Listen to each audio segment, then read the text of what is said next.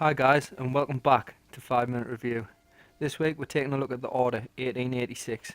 The Order is a third-person shooter developed by Ready at Dawn and published by SCE and is available exclusively for PlayStation 4. Let's find another way through. Okay, let's cut to the chase. Straight up, The Order is a huge letdown for a number of reasons. The single biggest complaint is the game's length. It's short, like really short. You're looking at 8 to 10 hours maximum. It's totally possible to beat the game in just one sitting. For a game that's so heavily story driven, with no other game modes or extra content, it's simply unacceptable. So here's a bit of context. The COD franchise, love it or hate it, is built on multiplayer, and most of the dev team's time and resources go on making the multiplayer polished. The single player campaign is just a secondary concern, and is almost always short, but it's okay because people will still sink hundreds of hours into the online multiplayer. The Order doesn't have anything like that to keep you playing, it's only that short single player campaign.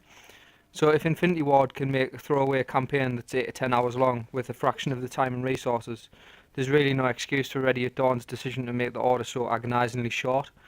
And it's not a question of money, because The Order is a AAA game made on a AAA budget. Secondly, another point of criticism is the gameplay, or rather lack thereof. In the intro I refer to The Order as a third-person shooter. A more accurate description would be that The Order is long stretches of cutscenes interspersed with long sequences of quick time events with sparse pockets of third-person shooting. Now, I feel I should clarify my feelings on this.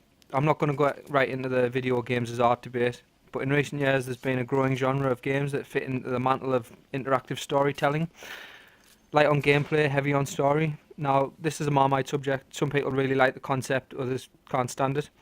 For me, it's fine. I kind of see it as paying for a movie, but I get the added bonus of taking part. Though I can equally see how it won't jive with some people. The Order fits into this category perfectly. The issue comes back to the length of the game though. You can't make the plot so central to your game experience, but then rush it out in only a few hours. You end up with plot holes, loose ends, and random speculation due to limited story exposition. As far as the actual combat sections of the game go, the Order's fairly competent.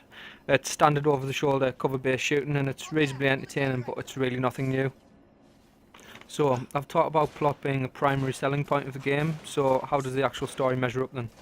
Well, the setting of the game is fantastic. Set in an alternate 1800s steampunk Britain, the game puts you at the helm of Galahad, who is a member of the Order. The Order is a group of modern-day knights in service to the crown. The Order has access to black water, rendering them immune to old age and capable of healing serious wounds in a matter of seconds.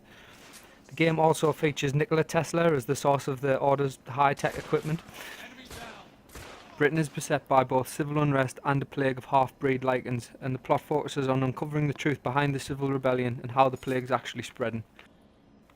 So, the setting's really good, but the actual story arc isn't without fault. It feels rushed, with the story racing to the next major plot point without giving time to properly build a backstory or even get a feel for what's currently happening. In fact, the whole lichen plague thing gets glossed over for large parts of the game, and when it does get built upon, it's in such a way that it shifts the focus back away from it, which seems a bit counterproductive. The characters themselves are interesting and relatable, but even so you never really get an understanding of them beyond the events of the story. For example, there's a character called Lafayette, who is in the process of officially becoming a knight. He's French, reckless, naive, but eager to prove himself. He's also a serial womanizer and a bit crass. He's funny and likeable, but who is he really? What made him want to join the Order? Why did he leave France? These things are never really explained. Why is he such a womanizer? Just because he's French?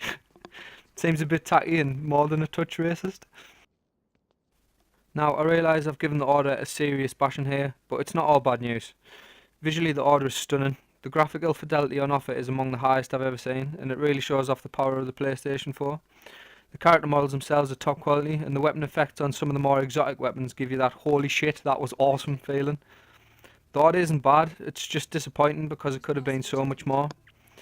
So here's my personal recommendation. It isn't worth the 40 to 50 quid you're going to get charged in stores or online. So you go down to your local game shop, you buy it, you take it home, finish it in one sitting, enjoy it. Then go get a refund or trade it back in.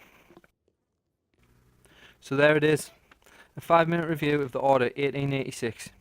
If you like what you've seen, drop a like, feel free to leave a comment with your thoughts on the game, and I'll catch you all on next week's episode of 5 Minute Review.